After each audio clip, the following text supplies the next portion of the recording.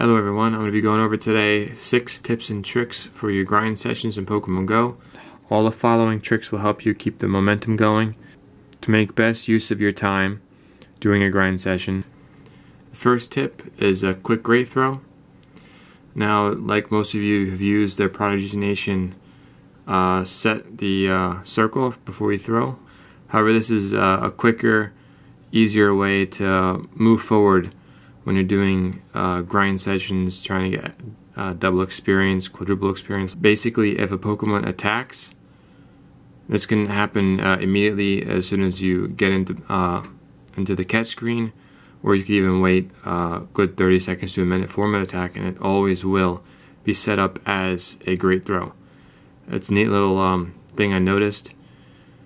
So if a Pokemon attacks, no use waiting, setting the circle, and throwing the ball. You can just quickly throw the ball and get your great throw. It will always be set up as a great throw as long as you don't touch the Pokeball on the screen.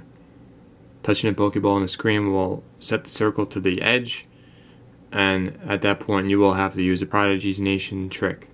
You can use berries, you can switch your Pokeball to Great Ultra, that won't affect it, but if you start to move your Pokeball as if you were going to catch it, that will reset your circle and it will no longer be a great throw.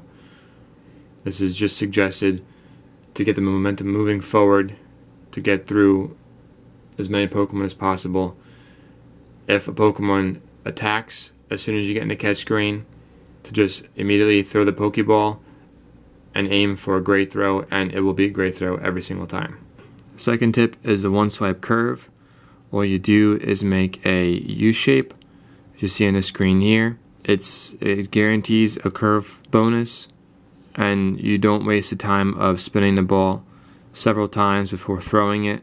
It also helps keep the momentum up by just getting into catch screen, swiping, throwing the ball, and moving on to the next one instead of sitting there, curving the ball, and then throwing the ball. Saves at least 1 to 2 seconds per catch, and that really does add up in the end. The third one I went over in a previous video. You can watch it right over here on the side after this video is done. It's a side catch.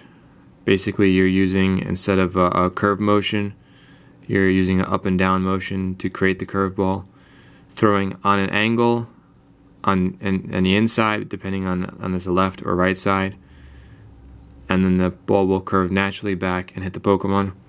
Basically, what I figured is that the angle of the Pokeball affects how it will hit horizontally, and the height in which you release it will affect in how its verticality is.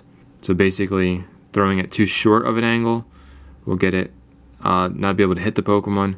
Too far of an angle, it'll completely fly over the Pokemon to the right of the screen or left of the screen. It won't hit them at all. You just got it right at that sweet spot, and just a bit of practice and you'll get a hang of it.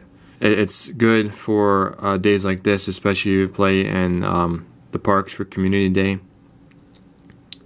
Some parks have lakes, and lakes have water Pokemon, and those water Pokemon move to the side, and you don't want to be sitting there waiting for the Pokemon to move back to the center to throw, or you do throw when he's on the side, but you don't get the curveball bonus, or you missed a great throw, and it just jumps right out. This will just make it quicker to catch the Pokemon to move on to the next one. The fourth tip, I myself have always hoarded raspberries, always had at least 150, maybe 200 at a time. You don't really need that much. So you can save up them if you want, 150, 200 of them. But when you do community days, grind sessions to get experience, just use them on any Pokemon that has an orange ring or darker than that, guaranteed every time, just to help move things along. Just throwing the ball on a red circle or orange circle, yeah, you might catch it, but it may take 10 tries. With a raspberry, it'll shorten those tries and it'll get you moving forward quicker. Number 5, this one many of you know. I don't do it myself, but I would, from now on, I myself am going to do this, hatch one egg at a time.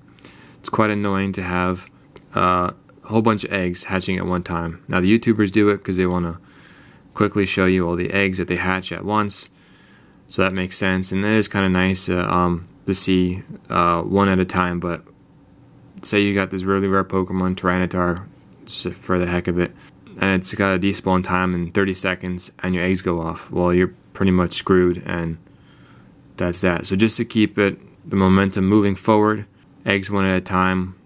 Will one egg hatch, catch a Pokemon, another egg hatch, catch a Pokemon. It's just smoother instead of just standing still and not moving anywhere waiting for the eggs to hatch. Finally, number 6 is to evolve Pokemon in between catches.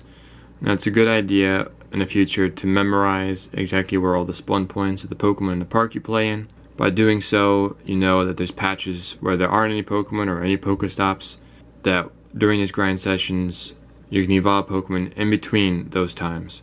Allows for a maximum amount of experience, so you're not just saving all the Pokemon for purely 30-minute evolution sprees. You can get rid of most of them, clear up some of your bag space, Pokemon storage space, and get some experience during this event while you're walking around catching Pokemon in your local parks.